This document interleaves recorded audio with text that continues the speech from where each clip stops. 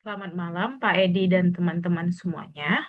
Pada malam hari ini, saya akan menjawab forum terkait interviewing and source of data. Langsung saja saya mulai. Saya akan share screen terlebih dahulu.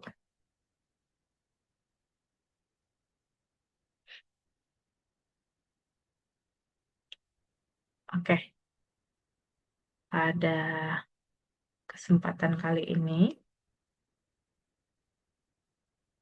sebentar. Oke, pada kesempatan kali ini saya akan membahas kasus pada forum interviewing and source of data. Oke, kasus yang akan dibahas adalah sebuah tim peneliti dari Politeknik Batam sedang melakukan penelitian mengenai efektivitas program pelatihan digital yang diselenggarakan untuk pegawai pemerintah daerah. Untuk memperoleh data, mereka memutuskan menggunakan metode wawancara. Namun, tim menghadapi tantangan dan memilih informan yang relevan, membangun hubungan kepercayaan, dan menghindari bias selama wawancara. Mereka juga mempertimbangkan apakah wawancara tatap muka masih efisien dibanding wawancara daring, mengingat keterbatasan waktu dan biaya. Dalam tahap awal, tim telah mengidentifikasi dua jenis sumber data, yaitu pegawai peserta pelatihan atau sumber primer dan laporan kegiatan sebagai sumber sekunder. Mereka berencana mengombinasikan keduanya untuk memperkuat kredibilitas hasil penelitian. Nah, selama wawancara, beberapa responden menunjukkan resistensi karena khawatir pendapat mereka dapat mempengaruhi penilaian atasan. Tim peneliti kini dihadapkan pada keputusan strategis, bagaimana memilih kombinasi metode wawancara yang tepat, strategi mitigasi bias, serta cara memastikan keterbukaan responden agar data yang diperoleh valid dan kaya makna. Nah, ini kasusnya. Lalu pertanyaan pertama. Pertanyaan pertama berdasarkan teori method of data collection, bagaimana tim peneliti sebaiknya menentukan jenis wawancara seperti tatap muka, online, atau semi terstruktur yang paling sesuai dalam konteks penelitian tersebut. Nah, menurut saya, pemilihan metode wawancara itu akan mempertimbangkan tujuan, ketersediaan responden, dan sumber dayanya seperti apa. Nah, adapun jenis wawancara itu dibagi tiga tadi. Ada wawancara tatap muka, wawancara daring, dan wawancara semi terstruktur. Di mana dalam tatap muka mungkin akan mendalam, lalu observasinya nonverbal, namun mahal dan memakan waktu karena harus bertatap muka. Sementara daring bisa dilakukan secara efisien dan fleksibel, tapi terbatas dalam ekspresi visual. Sementara wawancara semi terstruktur itu paling ideal, fleksibel namun tetap terarah.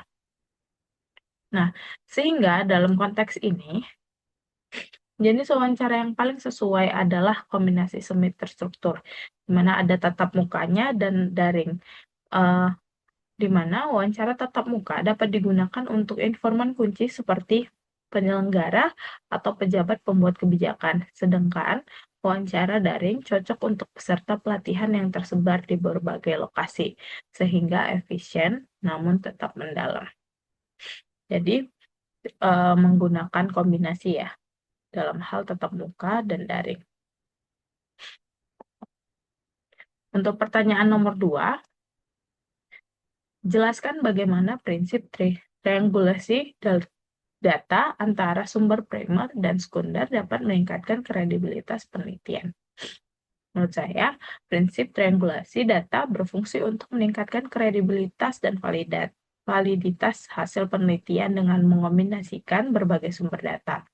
Dalam kasus ini, ada sumber primer, yaitu hasil wawancara dengan pegawai peserta pelatihan yang memberikan informasi empiris, narasi pengalaman, serta persepsi langsung terhadap efektivitas program. Sedangkan ada sumber sekunder seperti laporan kegiatan, dokumen dalam pelatihan, dan hasil evaluasi memberikan data administratif dan faktual yang memperkuat konteks temuan. Kedua hal ini, jika digabungkan, dapat membantu peneliti dalam hal validasi silang terhadap pernyataan responden dengan data dokumen yang ada, sekaligus memperkaya pemahaman tentang dinamika pelaksanaan program, sehingga dapat memberikan gambaran yang lebih utuh, kredibel, dan bermakna mengenai efektivitas pelatihan digital yang diteliti.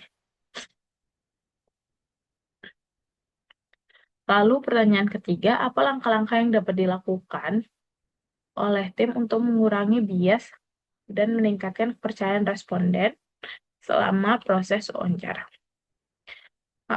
Hal-hal atau langkah-langkah yang dapat dilakukan yaitu pertama memilih responden yang relevan dengan fenomena penelitian dan memiliki pengalaman langsung terhadap program pelatihan. Lalu kedua, menjelaskan tujuan penelitian itu secara terbuka dan memberi jaminan kerahasiaan data agar responden merasa aman untuk berbicara jujur. 3. Menggunakan pertanyaan terbuka dan teknik probing untuk menggali jawaban lebih mendalam, serta menghindari pertanyaan yang menggiring atau mengandung penilaian.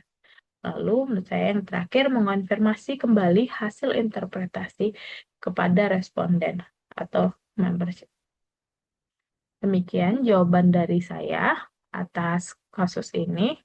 Saya ucapkan terima kasih. Selamat malam semuanya.